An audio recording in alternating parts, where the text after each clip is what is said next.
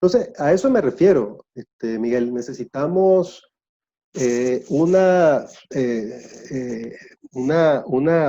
fe existencial, ¿no? Y esa fe existencial requiere, yo diría, en línea con Panikkar, tres cosas. Uno, ver la vida como un riesgo existencial. La fe no es seguridad, la fe es duda, la fe es dudar. Yo crezco a partir de la duda, crezco a partir del camino, ¿no?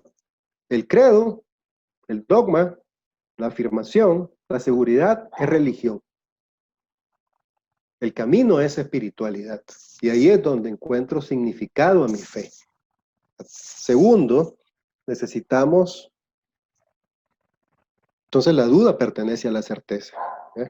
Segundo, necesitamos reconocer que no estamos solos en este mundo. No estamos solos. O nos salvamos todos como humanos, primero, o nadie se salva como cristiano, budista, musulmán, ateo, agnóstico o lo que sea, pues, ¿no? Necesitamos reconocer que todos estamos en el mismo barco, ¿no? Y que antes de ser cristianos, budistas, agnósticos, ateos, lo que sea, somos humanos. Somos parte, diría Lipton, de ese gran superorganismo, que son todas las células del cuerpo de cada ser humano contenidas en esa gran familia global, ¿no? Tercero, y eso exige la responsabilidad. Segundo, la responsabilidad de asumir ese vínculo con los demás. Yo no existo al margen del otro. Tercero, reconocer, lo último que te decía, que no estamos predeterminados. No estamos predeterminados por nada, ni por nadie, bajo ningún aspecto, ¿no? Libre, tú me hiciste libre, libre, Señor, dice el corito, ¿no? Y la libertad nos salva. La palabra, bien sabes vos, de sotería, ¿no? Dice en soteria, de salvación, tiene la misma raíz que la palabra libertad en hebreo, ¿eh? Somos salvos porque somos libres, porque nada nos determina, ¿eh? Y actuar con libertad significa, desde la logoterapia, soy libre de las cosas que me cosifican, soy libre de lo que me predetermina, soy libre de lo que me programa, soy libre de lo que me reduce, soy libre de todo tipo de reduccionismos, pero soy libre para asumir una responsabilidad. Y la responsabilidad es una responsabilidad con los demás, es una responsabilidad que se convierte en vínculo, es una que se encarna en el vínculo por el bien común, es una responsabilidad que se expresa yendo más allá de mis límites. Y ese es el recurso que Frankl llama la autotrascendencia, ¿no? La capacidad de ir más allá de mis propios límites. Y entonces estoy abocado hacia hacia la comunidad, estoy abocado hacia el Citizen Leven, estoy abocado hacia el prójimo, estoy, diría Heidegger, eyectado, ¿no? Hacia el otro. Estoy en una tensión creativa, en una tensión dialógica, en una tensión dialéctica con el otro. Y entonces surge el diálogo, surge la empatía, surge la reciprocidad, surge el crecimiento mutuo, surge el compromiso. Para eso entonces se requiere, o sea, para ir finalizando ideas tan complejas, para eso se requiere entonces formar una nueva subjetividad, una nueva conciencia.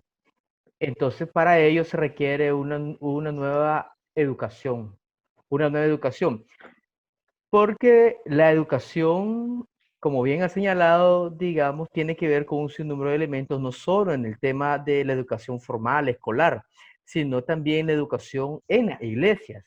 ¿Qué fe te están enseñando? ¿Qué imagen de Dios están construyendo en tu vida? qué tipo de doctrina, qué tipo de espiritualidad se construyen, porque es cierto, Dios es uno, el Evangelio es uno, pero hay un montón de imágenes de Dios y hay un montón de interpretaciones de las escrituras. Entonces, la cuestión es, ¿cuál de las interpretaciones de la Biblia o cuál de las imágenes de Dios es la que más se acerca, la más fiel a la escritura? Todos dirán, la mía. Eso es verdad. Pero si Pero, hay, el que cree que hay imágenes de Dios, se refiere a la imagen, pero no a Dios, porque Dios no es imagen. exactamente, Dios es anicónico. Dios no tiene un ícono, Dios no tiene una figura, ¿no? Eh, no han creado la idea de que Dios es un hombre barbudo, de túnica blanca, que está sentado en un trono. Y Pablo sabía eso, ¿no? Cuando Pablo llega a Atenas y dice, bueno, de este Dios al no conocido, ¿no? De este es el que les vengo a hablar yo. ¿eh? No es de todas estas imágenes que tienen aquí, ¿no? En el panteón. Es del no conocido, del anicónico, del dios anicónico, ¿no? Y entonces cita a Parménides, del siglo III antes de Cristo, y dice Pablo, ahí en el capítulo 14, versículo 28 del libro de los Hechos, dice, porque en él somos, vivimos y existimos. Eso para mí es el trasfondo teológico, ¿no? De esta transición al nuevo humanismo, porque estamos contenidos en él estamos contenidos en la verdad, estamos contenidos en su amor, estamos contenidos en su esencia, estamos contenidos en su trascendencia, en su amor, en su divinidad, en su poder, estamos contenidos en su inteligencia, estamos contenidos en el espíritu, porque somos espíritu dentro de un espíritu trascendente e inmanente. Él nos contiene y esa es el estar contenidos en Dios, es lo que nos debe hacer abrir las puertas de la fe a la existencia.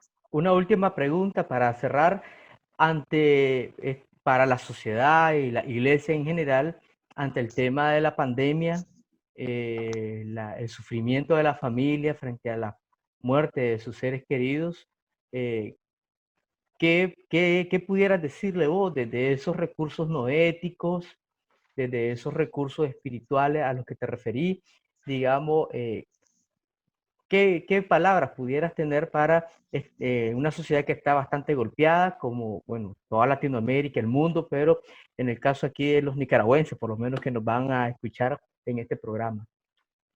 Sobre el riesgo de morir, ¿a eso te referís? Bueno, puede ser una forma, pero también frente al sufrimiento. O sea, tiene sentido el sufrimiento, hablando del tema del sentido, ¿no? Del logo sentido, hablando de la espiritualidad. En este momento de sufrimiento, Sí, qué recursos pueden haber para poder enfrentar este sufrimiento, el miedo frente al tema de la pandemia y la pérdida de los seres queridos?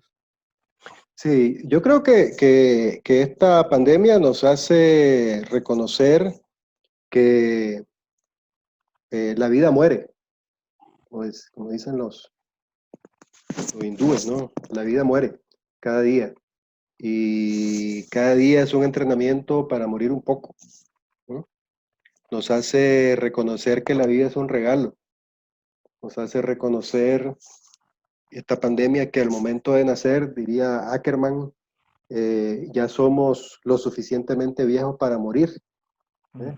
Cuando somos más conscientes de la muerte, somos más conscientes de la vida y la apreciamos y apreciamos el tiempo y apreciamos lo que nos ha sido dado como un regalo, ¿no? Y el duelo y el sufrimiento nos hace hacer presente el valor de la vida, pero también el valor de lo que perdí. ¿eh? La vida, tanto como la muerte, puede ser una oportunidad de despertar, de crecimiento, una oportunidad también de dignidad, ¿no? Así como dice Frankl, el, el, el, el, el ser humano no está condicionado por las circunstancias, no está determinado por las condiciones, sino que cuando una condición, una situación, una circunstancia no se puede transformar, pues uno puede transformarse a sí mismo ¿verdad? Y elegir libremente qué actitud tomar ante la circunstancia que está enfrentando, ¿no? Entonces, el ser humano también tiene la dignidad desde la libertad de elegir dignamente cómo vivir y cómo morir. Y él dice que cuando iban entrando los judíos y los presos en el campo de concentración de Auschwitz a las cámaras de gas, ¿eh? Unos entraban, todos entraban con la frente en alta, unos cantando, recitando el Padre Nuestro, otros versos del Talmud, otros cantando la Marsellesa, otros... Entonces, eh, la muerte, ¿no? La conciencia de la muerte nos hace reconocer que es parte del valor de la vida, ¿no? Y la pregunta es si soy capaz de continuar mi vida a pesar de las pérdidas, a pesar del riesgo, ¿no? A pesar de esta situación.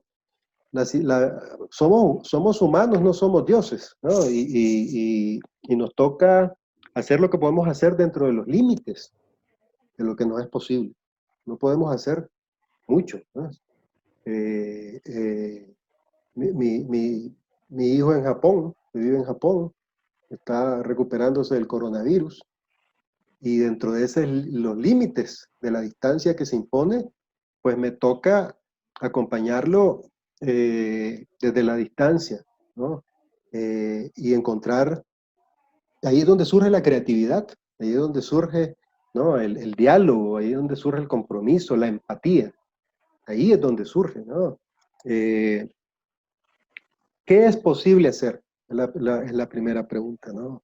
¿Qué es posible hacer? ¿Qué nos gustaría hacer, pero qué es posible hacer dentro de estas limitaciones, ¿no? Y creo que hay tres cosas importantes que podemos contestar para sentirnos más confiados. Uno, ¿qué es aquello que me protege? ¿Qué me protege? ¿Qué medidas puedo asumir para protegerme? ¿Eh? Puedo usar mascarilla, hacer ejercicio, hacer meditación, orar, hacer una rutina, etcétera. ¿Qué me protege? Segundo, ¿cuál es el espacio en el que puedo moverme? Mi espacio corporal y mi espacio externo. Un espacio seguro donde pueda moverme, ¿no? El cuerpo también es parte de mi espacio, ¿no? Como templo del espíritu, me puedo mover dentro del cuerpo y mover hacia afuera. Y tercero, ¿qué me sostiene? ¿Qué sostiene mi vida? ¿Qué sostiene mi existencia? ¿En qué puedo descansar cada noche cuando voy a dormir, ¿no? Si yo tengo claro esas tres cosas, entonces puedo contestar la pregunta, ¿no? ¿Soy capaz para seguir viviendo a pesar de todo esto? Sí, acepto lo que es, acepto mis temores, acepto las limitaciones, tengo una razón para soportar y resistir, ¿verdad? Es importante saber por qué estoy aquí, para qué estoy aquí. Y lo que no puedo soportar ni resistir, ni cambiar, simplemente lo dejo ser, ¿no? Lo dejo ser. Creo que el tema de la fe ahí es importantísimo, porque la fe exactamente es un recurso que te fortalece, que te da sentido a la vida, que te, en un sentido trascendente, más allá de las circunstancias de alegría y de sufrimiento que uno puede vivir, pero que también te da razón para seguir adelante en medio de las pérdidas y lo que te sostiene y fundamenta en los momentos, en todos los momentos de la vida. Por lo tanto, la invitación es al tema de buscar, buscar realmente o dejarse encontrar, no sé cuál sería lo más correcto de decir, eh, buscar o encontrar esa fe que te sostiene, que realmente nosotros la encontramos en Cristo Jesús, la encontramos en Cristo Jesús, aunque a veces pareciera o son nuestro análisis crítico al sistema religioso, pero realmente el fundamento de nuestra existencia y de nuestra búsqueda está en la fe en Cristo Jesús como el Señor dador de la vida, que quiere que lleguemos al pleroma de la vida, a plenitud de vida, no hasta que nos muramos, sino que aquí, ahora y en medio de las diferentes circunstancias que podemos estar pasando como personas, Sí. como Sí, sociedad. yo creo que para terminar, Miguel, que la vida La vida es lo que es, la vida no es ideal, pero es suficiente para decir sí a la vida. Es suficiente para decir Ok. sí a la vida a pesar de todo y con todo, ¿no? Y encontrarle sentido y encontrarle significado. Y el vínculo con los demás es la oportunidad que nos da la vida y nos da Dios para expresar una fe abierta hacia la existencia, ¿no? Y poder decirle a otro una palabra de vida, de dignidad, de esperanza, ¿no? Eh, Dice Jesús, una de sus frases más relevantes, yo he venido para que tengan vida, ¿no? Y en el mundo tendréis aflicciones, pero confiad, yo he vencido al Ujú. mundo, ¿no? Entonces esa debe ser la sustancia que nos, la confianza que nos sostiene, ¿verdad? Confiad, yo he vencido al mundo. Encontrarle sentido a nuestra fe y a la razón de ser cristianos en este contexto es fundamental para poder empezar una trascendencia a una nueva forma de expresar el querigma, ¿no? La etapa del post-COVID-19. No podemos dejar de vivir la vida eterna a pesar de esto, ¿no? Decía Varius Ponticus, padre del siglo primero, el que no viva la vida eterna aquí y ahora, que se olvide de vivirla después. Ese es el reto. Ese es el reto. Muchas gracias, Alberto, por estas entrevistas que me has dado, tus palabras, que no solo son, digamos, ciencia, sino que es sabiduría para la vida, es sabiduría para pasar estos momentos que nos abren posibilidades y nos dan luz en medio de esta situación. ¿Palabra final? Palabra final, tal vez recordando otra frase de Varius Ponticus, ¿no? Necesitamos, como dije al inicio, eh, tiempo de silencio, reconocer que no lo sabemos todo. Necesitamos de la suprema agnosía, ¿no? Decía Ponticus, ¿no? La suprema ignorancia, ¿no? Reconocer, ser más humildes y rendirnos ante Dios cuando llegamos a los límites de lo que podemos hacer para depositar en Él y abandonarnos en Él, ¿no? En todos los sentidos. Muy bien. Muchas gracias, amigos y amigas, por haber sintonizado su programa Bifurcaciones y Entramados, Teología, Ciencia y Cultura. Ha estado con usted el doctor Alberto Araica y su presentador Miguel España. Hasta el próximo programa. Mucho gusto.